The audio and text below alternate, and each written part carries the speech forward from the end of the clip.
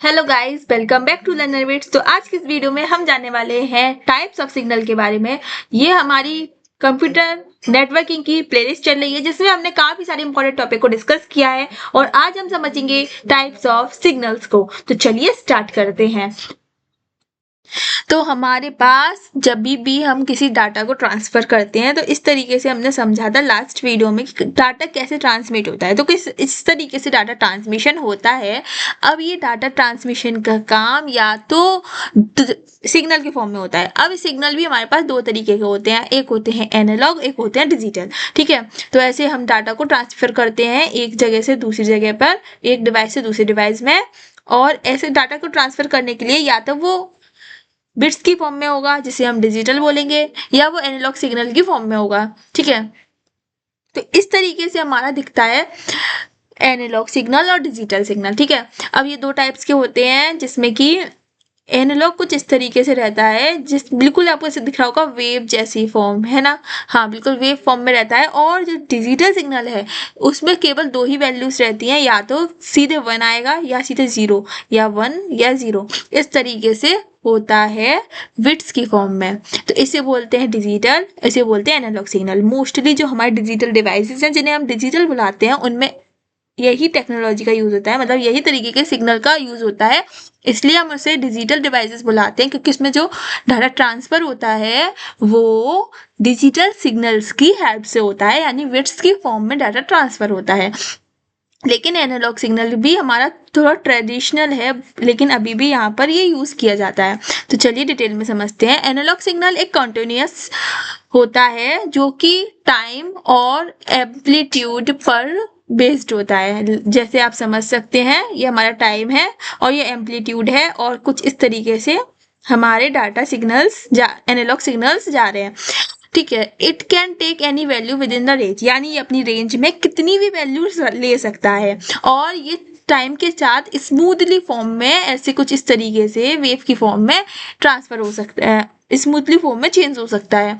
और आप analogue signal देखकर एग्जांपल जानेंगे तो आपको समझ में आएगा, टेम्परेचर, रेडियो वेव्स या ह्यूमन वॉइस।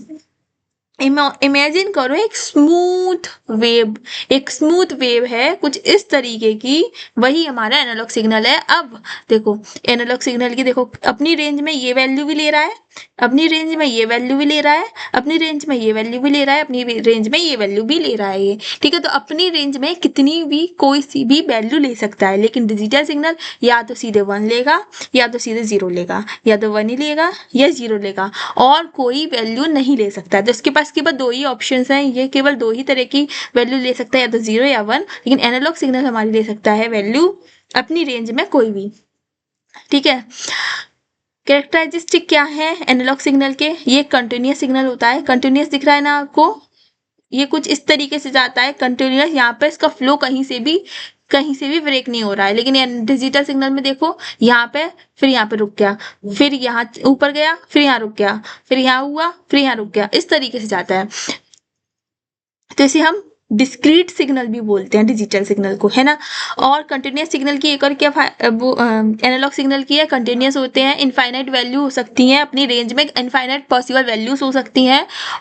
इफेक्टिव जब ज़्यादा है, जब हम नॉइज की बात करें और डिस्टोरेशन की बात करें, यूज करें ओल्डर कम्युनिकेशन सिस्टम में इसका यूज होता था। जैसे कि हमारे जो माइक्रोफोन थे वो कन्वर्ट करते थे साउंड को इलेक्ट्रिकल सिग्नल में एनालॉग सिग्नल की हेल्प से। तो जब हम अपने माइक्रोफोन में आवाज़ को रिकॉर्ड करते थे तो वो कुछ इस तरीके से ही इलेक्ट्रिकल सिग्नल में कन्वर्ट होते थे। तो एनालॉग सिग्नल का काम सबसे ज़्यादा ऑडियो या वॉइस के लिए, रिकॉर्डिंग के लिए यूज होता था।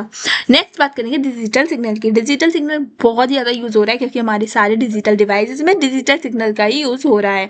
ये होते हैं डिस्क्रीट सिग्नल, यानी ये नॉन कंटिन्यूअस होते हैं, या तो इनकी वैल्यू 1 जाएगी या तो 0, या तो 1 जाएगी या 0 जाएगी, इसके बीच में इसकी कोई भी वैल्यू नहीं होती। इसकी स्पेसिफिक वैल्यूज होती हैं 0 और 1, जिन्हें हम कहते हैं बाइनरी वैल्यूज। ये चेंज होता है स्टेप्स में, स्मूथली चेंज नहीं होता है। एग्जाम्पल की बात करें, आपके डाटा कंप्यूटर का, सीडीज का, मोबाइल फ़ोन का, सब इसी की हेल्प से जाता है डिजिटल सिग्नल की। तो आप डिजिटल डिवाइस को डिजिटल इसलिए बोलते हो क्योंकि वो डिजिटल सिग्नल की हेल्प से डाटा को ट्रांसमिट करते हैं।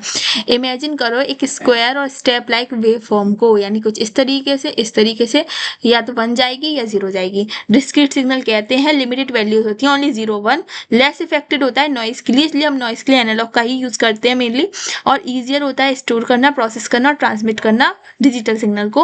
और कंप्यूटर स्टोर कर सकता है टेक्स्ट को, और म्यूजिक यूजेस डिजिटल सिग्नल, तो वीडियो ऑडियो वगैरह सब कुछ ट्रांसफर हो सकते हैं।